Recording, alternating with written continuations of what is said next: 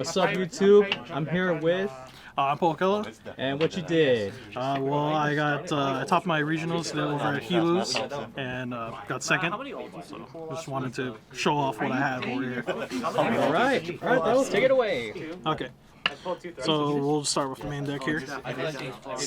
Traptrix, obviously. We got the triple Mermelio. Staple. Staple. Make sure you get that. And then triple Pookela, obviously. And then I know a lot of decks aren't playing the 3 Mantis, but I prefer it. I would prefer to search out the one of the 2 Arachnocappas instead of having that in the hand. No. I mean, And then I'm also playing.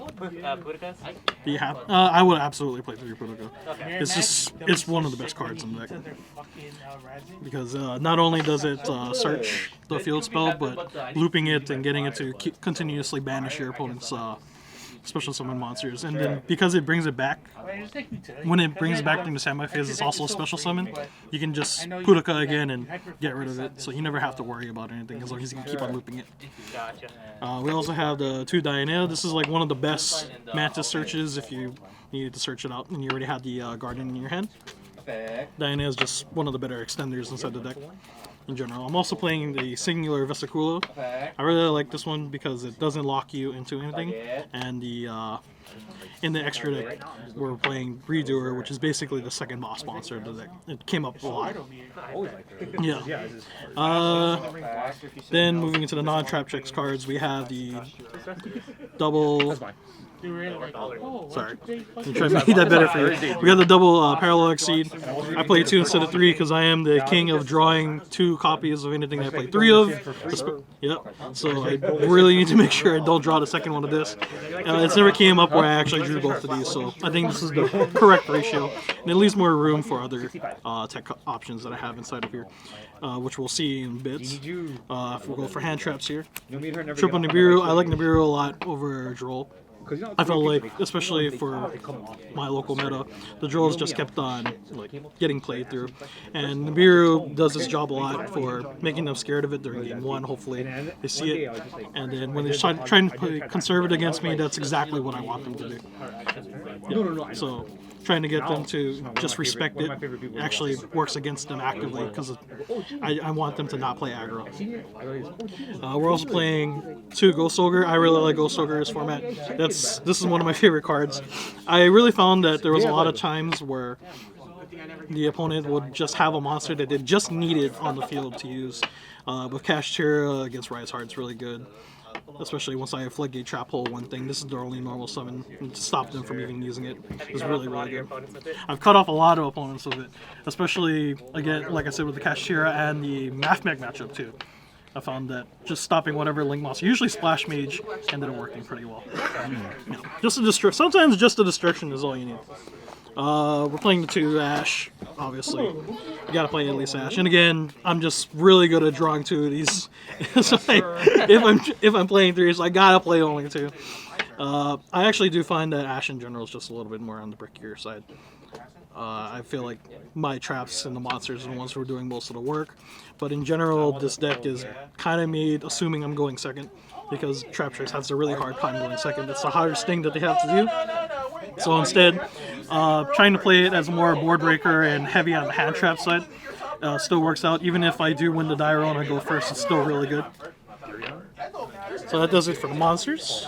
I think a lot of people don't realize with Traptrix is that it's mostly about the monsters. Yeah, it's very deceiving. How many monsters? 23. Right. Yeah. We're only playing 3 spells. The main spell is Traptrix Garden. This is the search for Pookela. It's super bricky. I know a lot of people like playing 2, but I hate having it in my hand. I would much rather just search it out.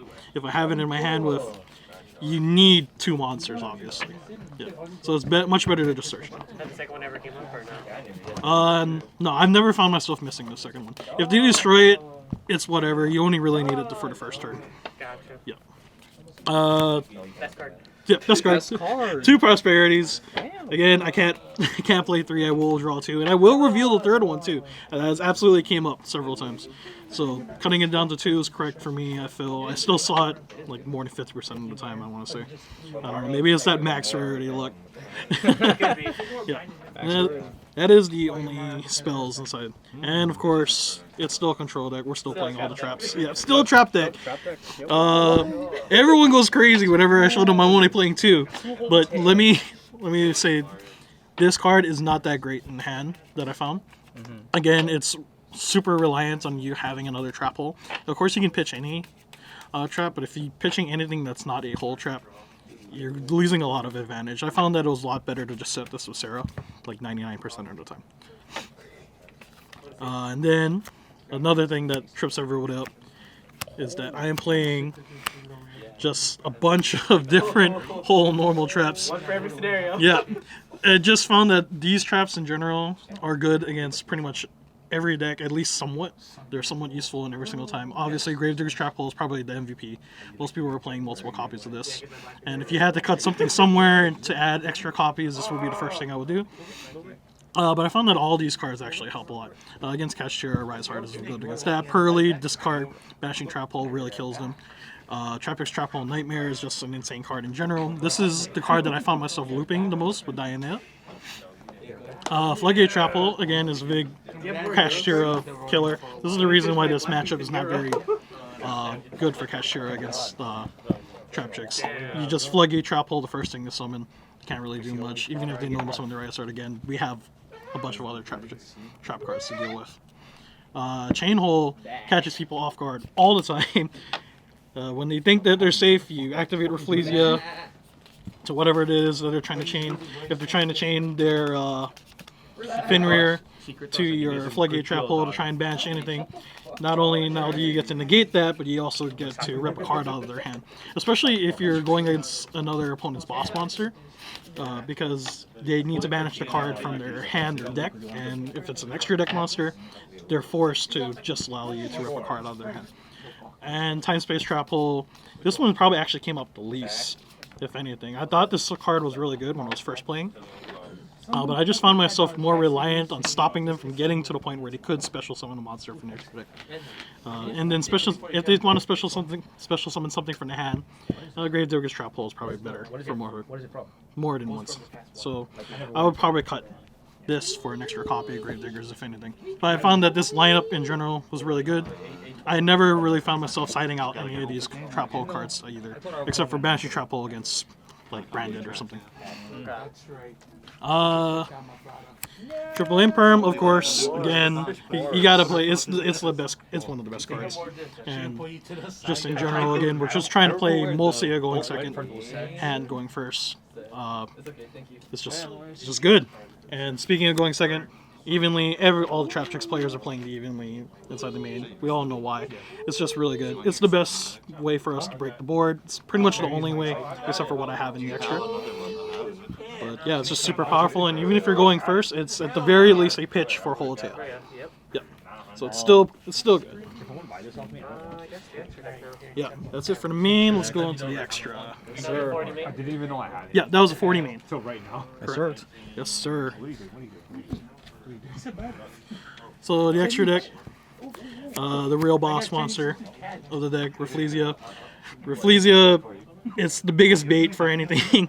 It absolutely sucks in all the kaijus and everything, but as long as it does stay on the field, it is absolutely the most insane card. It allows you to dump a card from your deck to just become the whole, and it allows you to adapt to any kind of situation. And the fact that it protects all your Traptrix monsters is really like the biggest thing. Because again, the deck is mostly about the monsters. It's not really about the traps. Yeah.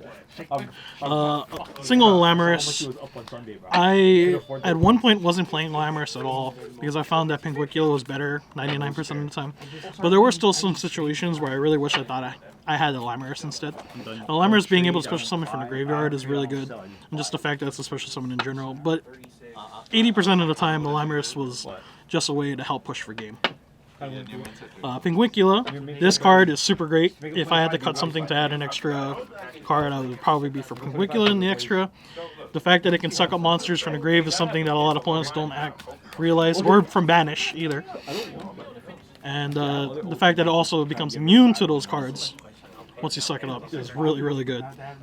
And just the fact that it adds cards, usually Arachnacampa, sometimes Vesiculo, it's a really good extender. It literally does a little bit of everything. And the fact that it's also the biggest monster in the Traptrix deck really helps a lot too. But sometimes you just really need to have a Traptrix monster survive until the end phase and survive through battle. We'll go into a couple of non-Traptrix cards. We are playing the Baguska. Literally never summoned this card. It was always... This is one of the cards I'm going to banish off of the Pot of Prosperity. I always go 3 first, so that will be one of them, and then this will be a second one. This is the Elderswarm Exciton Knight. Again, never came up, but it was nice to have. Yeah, it's a second Zeus. This is essentially it. Yeah. The secondary boss monster, that Time Thief Redoer. This card is insane. The fact that it's so easy to summon with the trap underneath it because of Holotea just makes it really, really good. And then summing up extra cards from the opponent's main deck is pretty good too. There's a lot of spells in this current format, especially against decks like Pearly and Branded. So just getting the extra draw, potentially getting into extra cards, and maybe even if you grab a trap card and you set a Sarah, you can activate a Holotea during your turn. It's all really like working together really well. Of course, this is XZ's deck, so we are playing the one Zeus. Zeus barely came up, but anytime that it did hit the field, that was pretty much a game over. It was more or less a win more, but you gotta play a Zeus. We are playing one also. We're playing that just to help link off away any problem monsters. Yeah, and it does reborn Fenrir. That also never came up. This is the third card that we banished for Pot of Prosperity. But it was nice to have the option. It came up outside of the regional, never during the regional though. I don't think so. Nightmare Phoenix. I never not play Nightmare Phoenix. It's so good. The ability to generically stop extra like floodgates and any kind of problematic back row. And the fact that this arrow points straight up and Sarah points straight down does mean I do actually get the draw a lot of the time. Yeah, so weird synergy there. It actually works out. The finisher and effectively the Axis Code Talker. I don't understand why some Traptrix players are still playing Axis Code Talker when 90% of the time this card is way better. It's a Link 3, so you don't need to dedicate as much materials into it, and it can actually get you more damage. It negates the opponent's monsters, and it can destroy. It's pretty much Axis Code Talker for the deck, but better. We're also playing Caleria. Caleria is literally just a name to help clear the field and still keep Traptrix names. It's an extra body. Its actual effects never actually came up. It was just a Link 2. You could sacrifice this card pretty easily and not have to worry about it, but it is nice to have the Link 2 as a name. Especially if you get locked into Arachnacampa, you don't want to accidentally lock yourself out of being able to get into Adipus efficiently. And then the most annoying card in the deck, obviously, is Sarah. Sarah's great. I think a lot of people were super baited into trying to stop Sarah a lot of the times too, when the real problem is one of the other Traptrix monsters, which actually benefits even more. Obviously, you gotta play 3. I know some people are playing 2, but I never not play 3, especially because at the very least it's another Pot of Prosperity banish. But there have been many grind games where that's actually came up. The side deck is mostly, because the main deck is mostly tricked out to go second, the side deck is majority going first cards for me to go into games 2 or 3. So we have the Triple Traptrix, which I know a lot of people are not playing. We're pretty much playing this just to be the 3rd, 4th, and 5th copy of Dimensional Barrier and Torrential Tribute. D-Barrier is obvious. This card is basically a pass turn on like more than half of the decks in the format. Torrential Tribute actually came up several times. Sometimes a board clear really is just all you need. And even if it's not, activating Traptrix and during the end phase of your opponent's turn and setting the Torrential Tribute for a free clear during your turn, since all of your Traptrix monsters are immune to this card, is basically just a game over. It's the easiest way to clear the field for the deck. And speaking of passing the turn, almost immediately, we are playing the anti-spell. I feel dirty playing this card. I don't like it. If they banned it tomorrow, I wouldn't care. But this did, in fact, carry me. I don't think there was a single game where I activated this card and didn't win. It really is just that simple. And then when you are going second, we do have a couple more options here. We are playing 2 different kaijus, and then the 3 of, or 2 Cosmic Cyclones and the Feather Duster. This is just obvious back row hate. There's not much to say about that. You don't really need that much more because we are playing 3 Romelio and the Nightmare Phoenix, so we have plenty of back row hate. There's plenty of ways to destroy any kinds of floodgates, so I never really worried about any floodgates at all. And don't forget evenly matched too. These 2, it's always a bunch of arguments on whether or not you should be playing just a sticky kaiju or just a gamma seal. Does it really matter whether or not you have the reference set? Personally, I don't think it matters at all. And the only reason why we're playing 2 different names is if I draw both of them, I can have something to beat over the other one. So this one will always go to your opponent, but it really doesn't matter which one you end up giving in the end. But the fact that you can give yourself a Earth Insect does make it easier, since most of the Traptrix extra deck monsters don't specify that it has to be Traptrix, it just needs to be Insect. So it does come up every now and then. But it really doesn't matter. If you want to, you can pay the lowest one just to always have the beat sticks, but you can get over 24 easy. And that's pretty much it. The whole purpose of the deck was just the normal kind of control strategy. I think the fact that I could play going second so easily actually is what tripped up a lot of people. There were a lot of people that made me go first, or made me go second, and then not realizing that I actually could play through it. Oh, nice. All right. Any shoutouts? I want to shout out to all the Salt crew. I hope you guys are watching this. I hope you guys are enjoying it. Shout outs to all the other Traptrix players.